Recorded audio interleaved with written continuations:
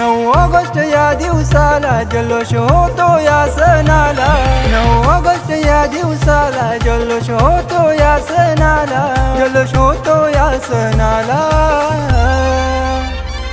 साऱ्या देशात साजरा झाला न जागतिक आदिवासी दिन आला, साऱ्या देशात साजरा झाला न जागतिक आदिवासी दिन आला, साऱ्या देशात साजरा झाला न जागतिक आदिवासी दिन आला, साऱ्या देशात साजरा झाला न जागतिक आदिवासी दिन आला।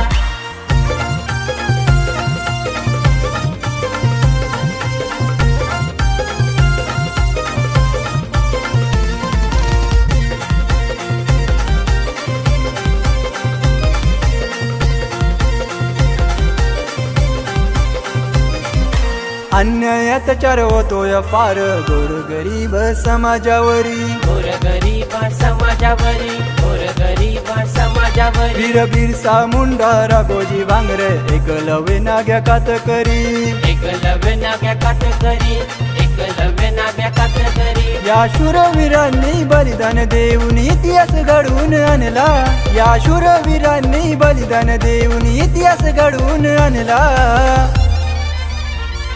साऱ्या देशात साजरा झाला न जागतिक आदिवासी दिन आला, साऱ्या देशात साजरा झाला न जागतिक आदिवासी दिन आला।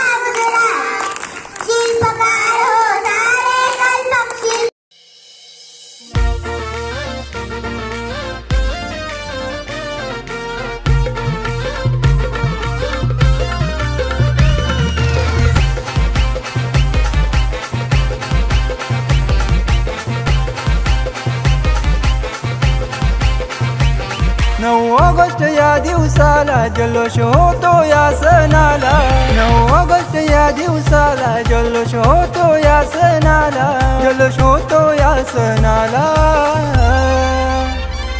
साऱ्या देशात साजरा जंगलाचा मी रहिवासी या देशाचा मूळ निवासी। नमस्कार मित्रांनो, माझ्या तमाम आदिवासी बांधवांना आदिवासी दिनाच्या खूप खूप शुभेच्छा। मित्रांनो, आदिवासी हा शब्द आदि अधिक वासी अशा 2 शब्दांनी बनलेला आहे। याचा अर्थ प्राचीन काळापासून वास्तव्य करणारे असा होतो। आदिवासी समाजाची आपली अशी एक वैशिष्ट्यपूर्ण संस्कृती आहे। राष्ट्राचा बंडखोरी, राजांचे राजे, क्रांतीचा हिरा, गड किल्ल्यांचे वारिसदार, कीर्तिवंत, गुणवंत, महमंत, यशवंत, प्रतिभावंत, काळांशी झुंजणाऱ्या, वाऱ्याच्या वेगाने पळणाऱ्या चित्त्यासारखे चपळ, सह्याद्रीचा ढाण्या वाघ, आद्य राघोजी भांगरे। काळ कुणासाठी थांबत नाही, परंतु त्याच काळाच्या ठाटाळावर पाय देऊन स्वातंत्र्याची ज्योत प्रत्येक भारतीयांच्या मनामनात पेटविणारे, जल, जंगल आणि जमीन यावर पहिला उठाव करणाऱ्या क्रांतीसूर्य बिरसा मुंडा, जननायक, महानायक, भारताचा रॉबिन हुड, प्राणी पक्षी यामार्फत संपूर्ण संदेश पोचविणारा तंट्या मामा वाघ हा जंगलाचा राखणदार आहे।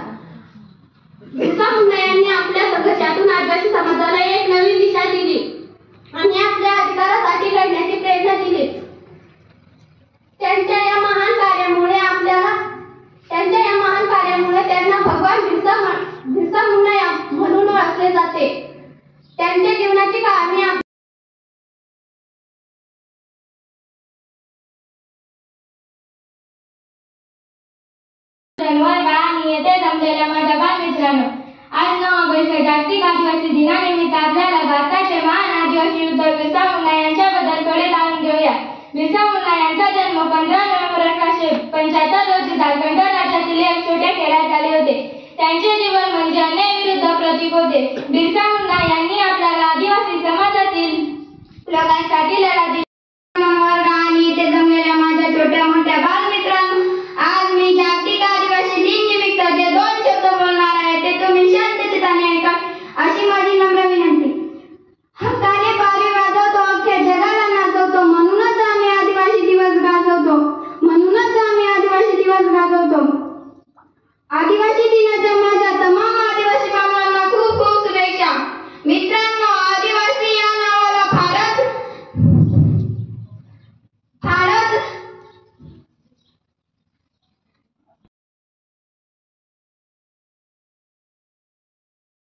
आदिवासी दिन गाजवतो. जंगलाचा मी रहिवासी, नातो माझे निसर्गाशी, झाडे वेली पशु पक्षी सारे आहेत माझे मित्र खरे, मंजूर पावे माझे आम्ही जंगलाचे राजे. माझ्या तमाम आदिवासी बांधवांना आदिवासी दिनाच्या खूप खूप शुभेच्छा. मित्रांनो, आदिवासी या नावाला फार प्राचीन इतिहास आहे. आदिवासी हा शब्द आध्यात्मिक वर्ष या 2 शब्दांनी बनला असून याचा अर्थ प्राचीन काळापासून वास्तव्य करणाऱ्याचा होतो. आदिवासी समाजाने आपली पारंपरिक अशी वैशिष्ट्यपूर्ण संस्कृती जपली आहे. आज जगाच्या पाठीवर ज्या काही कला अस्तित्वात आहेत त्या सगळ्या कलांचा उद्गत आदिवासी आहे. आदिवासींची लोककला, चित्रकला, नृत्य, वादन, गायन, शिल्पकला याला तोड नाही. आदिवासी आज आपली उपजीविका जंगलात मिळणाऱ्या रानमेव्यावर करीत आहेत. गडचिरोली, अमरावती, ठाणे या भागात राहणारे आदिवासी बांधव जंगलाच्या जवळ राहणे पसंत करतात. आदिवासी तेथे जंगल, जंगल तेथे आदिवासी असल्यामुळे ते निसर्गातील प्रत्येक वस्तूला दैवत मानतात. निसर्गावर एकलव्य म्हणजे आदिवासी, राजे शिवबांचे मामे म्हणजे आदिवासी, न्याय विरुद्ध पहिला बंड देणारा म्हणजे आदिवासी, आद्य क्रांतीवीर राघोजी म्हणजे आदिवासी, सह्याद्रीचे मालक म्हणजे आदिवासी, संस्कृतीचे जनक म्हणजे आदिवासी, केलेचा उत्तम नमुना म्हणजे आदिवासी, पर्यावरणाचं रक्षण करणारा म्हणजे आदिवासी, गरिबी जगणारा पण मनाचा राजा म्हणजे आदिवासी, संयुक्त राष्ट्र जागतिक आदिवासी समुदाय अधिकाऱ्यांच्या रक्षणार्थ 1993 हे जागतिक आदिवासी दिन म्हणून वर्ष घोषित केले.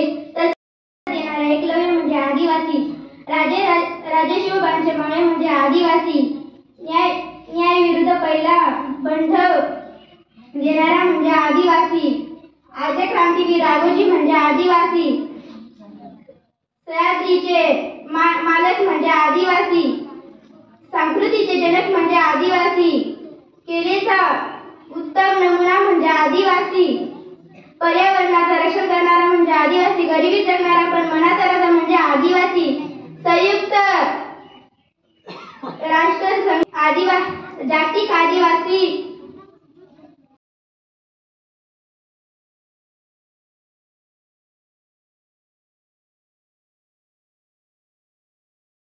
तुम्ही शांततेने ऐका, अशी माझी नम्र विनंती.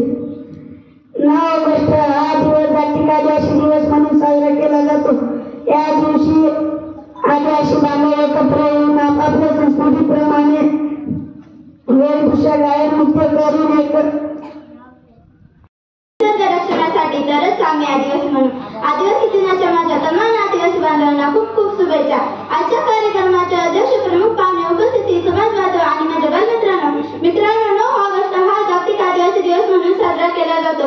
या दिवशी जगभरात आदिवासी बांधव एकत्र येऊन आपल्या संस्कृतीप्रमाणे वेशभूषा, गायन, नृत्य करून हा लिहिण्यास सज्ज आहोत. इतिहास कोऱ्या पानावर इतिहास लिहिण्यास सज्ज आहोत.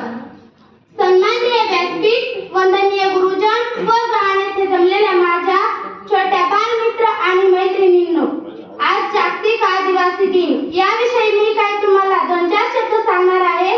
ते तुम्ही शांतपणे ऐकावे अशी माझी नम्र विनंती. सर्वप्रथम तुम्हाला जागतिक आदिवासी दिनाच्या खूप खूप शुभेच्छा. मित्रांनो, आदिवासी समाजाचे जनक व आद्य क्रांतिकार म्हणून ओळखल्या जाणाऱ्या बिरसा मुंडा